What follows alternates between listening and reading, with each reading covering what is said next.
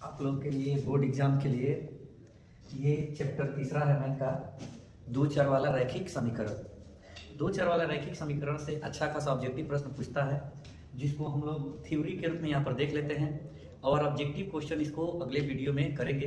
फिलहाल अब इस चैप्टर के जितने भी थ्योरी है, ठीक है, उसको हम करा देते हैं, ठीक है, इस वीडियो में आप लोग को, ताकि आप आसानी से इसके ऑब्जेक्टिव को कर सकें। और इसके बाद से आप इसमें जितने भी ऑब्जेक्टिव है उसको बहुत आसानी से कर सकते हैं इस क्लास को कंप्लीट देखने के बाद। और इस ज़्यादा लंबा क्लास नहीं होगा, ये बस छोटा सा ये वीडियो होगा, ठीक है, और इसको आसानी से आप कंप्लीट इसमें कर सकते हैं। जितने भी इस चैप्टर के ऑब्जेक्टिव आपसे मिलेंगे आसानी से आप कर सकते हैं। चैप्टर का नाम क्या है? दो चर वाला रैखिक समीकरण युग्म। रैखिक समीकरण युग्म, रैखिक समीकरण युग्म। इसका ऑब्जेक्टिव बहुत आसान सा होता है, थोड़ा सा मेहनत करेंगे, देखेंगे तो आसानी से इसको कर लेंगे। दो चर वाले रैखिक समीकरण युग्म को जानने से पहले आप जान जाएंगे थोड़ा सा दो चर क्या होता है, इसमें चर क्या होता है, चर का मतलब क्या होता है, ठीक है, चर का मतलब क्या होता है और अचर का मतलब क्या होता है। अगर आप पिछला वीडियो देखे होंगे बहुपद का, तो वहां पर बताया गया है आपको कि चर का मतलब क्या होता है, अचर का मतलब क्या होता है। चर का मतलब वह मान होता है जो क्या होता है, बदलते रहता है, जो हमेशा क्या होता है, बदलते रहता है, जो हमेशा क्या रहता है, बदलते रहता है। उस मान को हम लोग क्या करते हैं, चर मान। जैसे कभी x का मान हल करते हैं, कभी x का मान 1 आएगा, कभी 2 आएगा, कभी 3 आएगा, 4 आएगा, बदलते रहता है। अचर मान क्या होता है, निश्चित होता है। जैसे संख्या, कोई भी अचर मान क्या होता है, आपका संख्या। अब चर मान आपका, अचर मान क्या होता है, निश्चित होता है, ठीक है, जो बदलता नहीं है, जिसमें संख्याएं आती है। क्या आती है? वो जितनी भी संख्याएं हैं वो सब आपको किस में आ जाएंगी, अचर मान, जिसका निश्चित वैल्यू हो, बदलता नहीं हो। अब बात आता है चर, तो समझ गए, लेकिन चर में भी कितने चर, दो चर। जैसे हम यहाँ पे लिख देते हैं x y, ये कितने चर हुए, दो चर हुए। x और y कितने चर हुए, दो। यहाँ पर कोई संख्या लिख दिए तो ये कौन सा मान है, अचर मान। दो चर, चर का मतलब बता दिए, दो का मतलब यानी दो चर हो गए। रैखिक, रैखिक का मतलब होता है अगर किसी समीकरण का पावर एक हो, किसी समीकरण का व्यंजक का पावर एक हो, तो उसको क्या कहते हैं, रैखिक या एक पदी, एक घाती। क्या कहते हैं, एक घाती या रैखिक। क्या कहते हैं उसे, एक घाती या रैखिक कहते हैं। तो सबसे पहले डाल है कि दो चर तो समझ गए, रैखिक मतलब घात कितना होना चाहिए, एक। समीकरण मतलब बराबर में जीरो, बराबर करके अगर किसी भी बीजीय व्यंजक में समीकरण लगा है, इसका मतलब उसमें कहीं ना कहीं बराबर का चिन्ह आपको मिलेगा, कहीं ना कहीं क्या मिलेगा, बराबर को चिन्ह मिलेगा। जैसे हम यहाँ पर लिख दें 2x + y, अभी ये बीजीय व्यंजक है, लेकिन इसी में अगर बराबर करके हम जीरो लगा दें, तब ये क्या हो जाएगा, बीजीय व्यंजक का ये समीकरण हो जाएगा। क्या हो जाएगा, समीकरण हो जाएगा। अभी अगर हम सिर्फ यहाँ पर लिख दें 2x + 3, तो ये क्या हुआ, बीजीय व्यंजक। लेकिन इसी में बराबर हम यहाँ पर कुछ लिख दे, 4 लिख दे, 5 लिख दे, कुछ भी लिख दे, तो अब ये क्या हो जाएगा, समीकरण हो जाएगा। क्या हो जाएगा, समीकरण। हम लोग को देखना है दो चर वाले रैखिक समीकरण, दो चर वाले रैखिक समीकरण। तो पहले हम बता दिए चर, उसके बाद से अचर। अब रैखिक समीकरण क्या होता है, इसको हम यहाँ पर दिखाते हैं, कि देख लेते हैं यहाँ पर 2x + 3y = 5। इसमें देखिएगा कि कितने चर हैं। चर इसमें आपको दो मिलेंगे, एक x और एक क्या मिलेगा, y। कितने चर मिलेंगे इसमें, x और y, दो चर मिलेंगे। बराबर लगा है, इसका मतलब समीकरण है। तो ये क्या है, दो चर वाला पावर एक है, दोनों का पावर इसमें क्या है, एक है। इसका मतलब दो चर वाला रैखिक समीकरण है। ये क्या है, तो इसको हम लिख सकते हैं कि ये हमारा क्या है, दो चर वाला रैखिक समीकरण। दो चर वाला रैखिक समीकरण अकेले है तो समीकरण, अगर यही एक और ऐसा समीकरण लिख देंगे तब हो जाएगा दो चर वाला रैखिक समीकरण युग्म।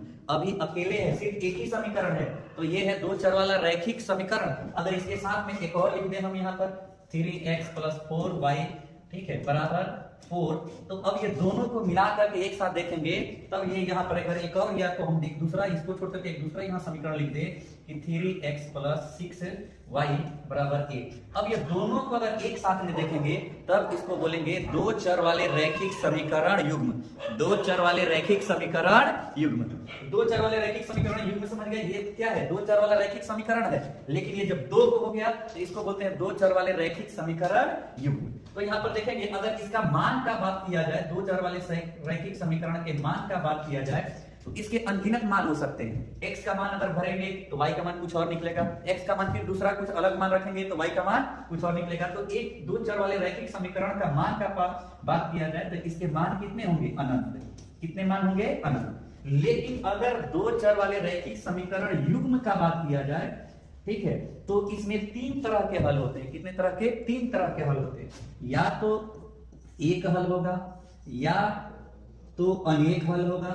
क्या होगा? अनेक हल होगा, या क्या होगा? एक हल होगा। क्या होगा? एक हल होगा, या इसका कोई हल नहीं होगा। ये तीन कंडीशन यहाँ पर आपको आता है, ठीक है। अगर दो चर वाले रैखिक समीकरण युग्म का बात किया जाए तो दो यहाँ पे तीन तरह के इसके हल होते हैं।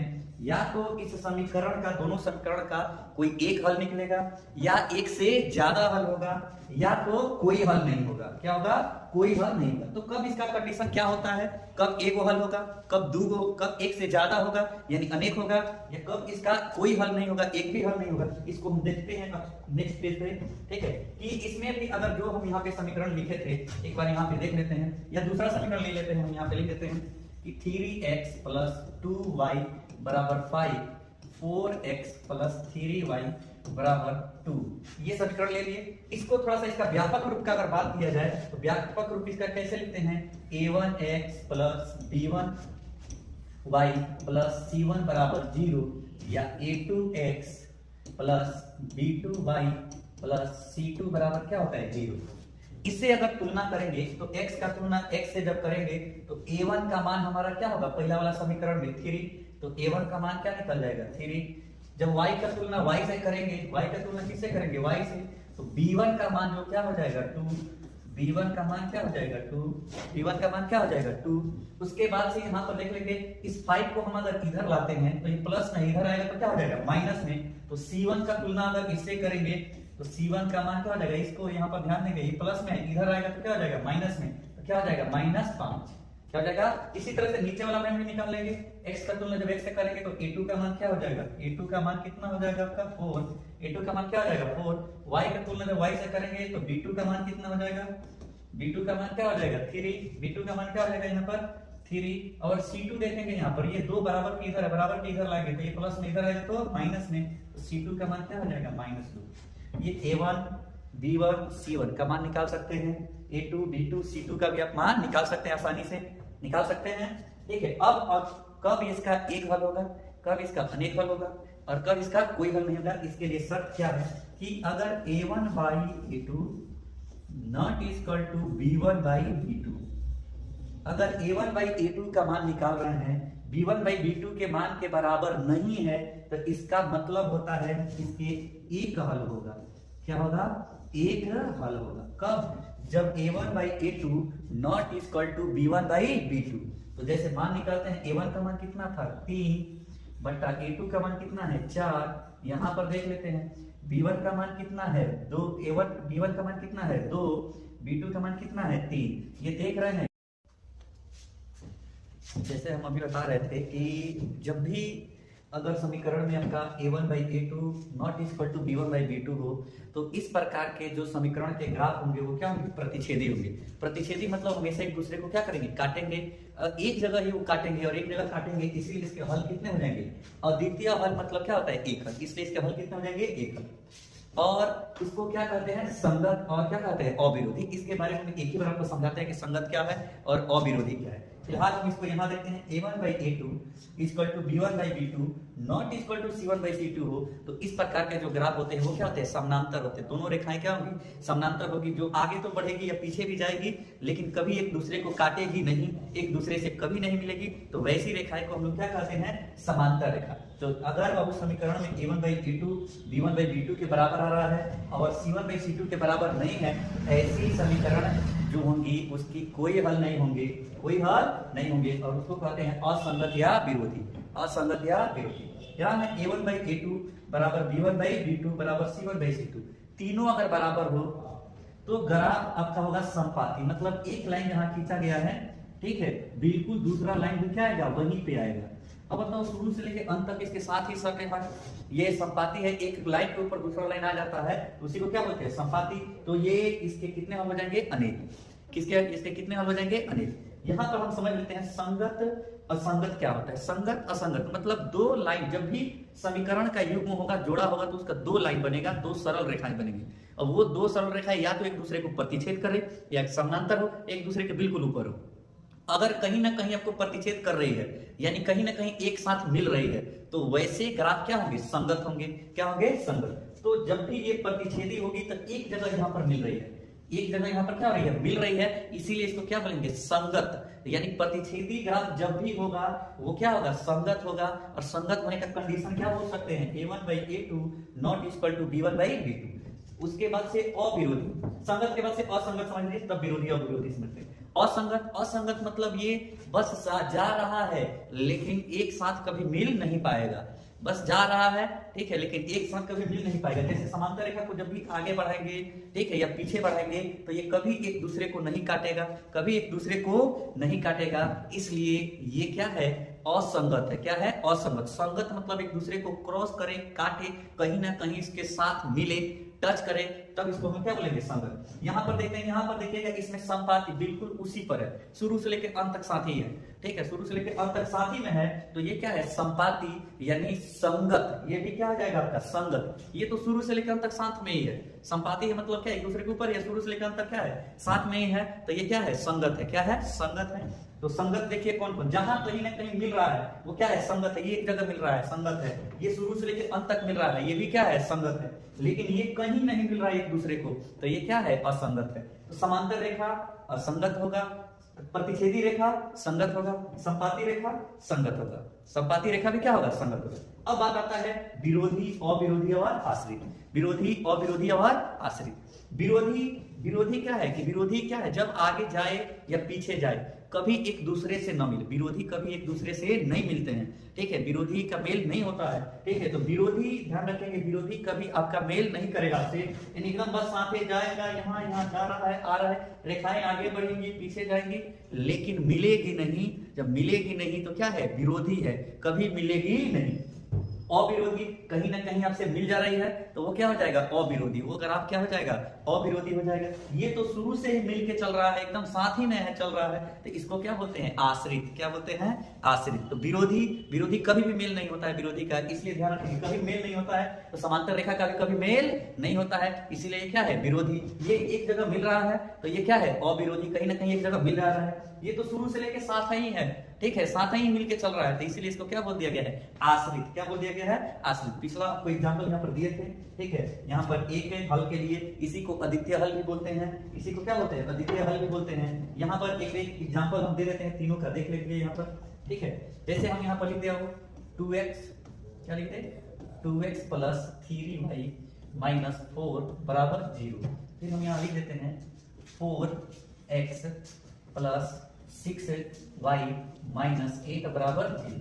इसमें a1 और a2, b1, b2 और c1, c2 का मान निकालने के लिए जान जाएंगे। पहला वाला किसी भी समीकरण को इसमें पहला मान सकते हैं, इसमें कोई दिक्कत नहीं है। अगर आपको दिया है तो किसी को भी पहला मान सकते हैं, तो फिलहाल ऊपर में पहला है उसी को मान लेते हैं। इसका अगर व्यापक रूप लिखें तो a1x + b1y + c1 बराबर क्या होता है, 0।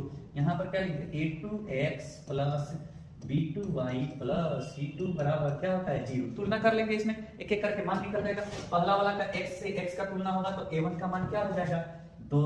a1 का मान क्या हो जाएगा आपका, 2 हो जाएगा। क्या हो जाएगा, a1 का मान क्या हो जाएगा, 2। कमा बताइए, यहाँ पर y से y का तुलना करेंगे, आप भी बताइए, यहाँ पे y से y का तुलना करेंगे तो b1 का मान क्या हो जाएगा, 3। b1 का मान क्या हो जाएगा, 3। उसके बाद से c1 यहाँ देखेंगे, c1 का मान क्या हो जाएगा, c1 का मान यहाँ पर b1 छूट गया, b1 का मान क्या हो जाएगा, 3। यहाँ पर c1 का मान क्या हो जाएगा, वो -4। c1 का मान क्या हो जाएगा, -4। इसी तरह से नीचे वाला में देख लेते हैं, a2 का मान क्या हो जाएगा, a2 का मान x से x का तुलना, तो a2 के जगह पर क्या है, 4, a2 के जगह पर 4 हो जाएगा। कॉमा यहाँ पर y से, यहाँ पर y से y की तुलना करेंगे तो b2 के जगह पर आपको क्या मिल जाएगा, 6। b2 के जगह पर क्या मिल जाएगा, 6। c2 के जगह पर क्या मिल जाएगा, -8। क्या मिल जाएगा, c2 के जगह पर क्या मिल जाएगा, -8 मिल जाएगा। क्या मिल जाएगा, -8। क्या मिल जाएगा, c2 की जगह पर -8 मिल जाएगा। अब इसका मान निकाल के देख लेते हैं कौन किसके बराबर है कि नहीं। 3 मान निकालना है, a1/a2, दूसरा b1/b2, तीसरा c1/c2, c1/c2 मान निकाल लेते हैं। मान निकाल के देख लीजिए, यहाँ पर a1/a2 2/a2 2/4। यहाँ पर b1 का मान देखिए 3 बट्टा में क्या है 6। c1 का मान देखिए -4 बट्टा में -8। कटा के देख लीजिएगा, 2 1 नंबर 2 दूनी 4, यानी 1/2, 3 1 नंबर 1, 3 दूनी 6, 1/2, 4 1 नंबर 4, 4 दूनी 8, माइनस से माइनस कट जाएगा 1/2। यानी तीनों का मान क्या आया बराबर, तीनों का मान क्या आ गया बराबर। तीनों का मान जब बराबर आ जाए यानी a1/a2 बराबर b1/b2 बराबर c1/c2। अगर तीनों का मान बराबर आ जाए तो ऐसे समीकरण में क्या क्या शर्त आ सकता है, इस चीज को देख लेते हैं। पहला, इसका ग्राफ जो होगा वो क्या होगा, समपाती होगा। क्या होगा, समपाती होगा। अब देख सकते हैं पीछे, अभी बताइए a1/a2 बराबर b1/b2 c1/c2। ग्राफ कैसा होगा, समपाती। ग्राफ कैसा हो जाएगा, समपाती। उसके बाद से समपाती मतलब एक ही रेखा फिर इस पर दूसरा खींच दिया जाए, इसी को हम लोग क्या बोलते हैं, समपाती। उसके बाद देखते हैं इसके हल कितने होंगे, तो हलों की संख्या क्या होगी, अनेक। हलों की संख्या क्या होगी, अनेक। इसके हलों की संख्या कितनी होगी, अनेक हल होंगे। इसके कितने हल होंगे वो, अनेक। थोड़ा सा ये नहीं दिख रहा है, इसको थोड़ा सा ऊपर कर देते हैं, ठीक है, अब देखने लगेगा, ठीक है। इसके हलों की संख्या क्या हो जाएगी, अनेक। उसके बाद से इसमें क्या देख सकते हैं कि ये संगत है कि असंगत है, तो वो शुरू से लेकर अंत तक साथ नहीं साथ है, तो ये क्या होंगे, संगत। क्या होंगे, संगत। जब वो शुरू से लेके अंत ले साथी है, विरोधी और विरोधी की आश्रित, शुरू से लेके अंत ले साथी है, मतलब आश्रय दूसरे पर ही है, दूसरा समीकरण पर ही है, तो ये क्या हो जाएगा, आश्रित। क्या हो जाएगा, आश्रित। क्या हो जाएगा, आश्रित। आप भी इसके 2 क्वेश्चन दे देते हैं, इसको हल करके आप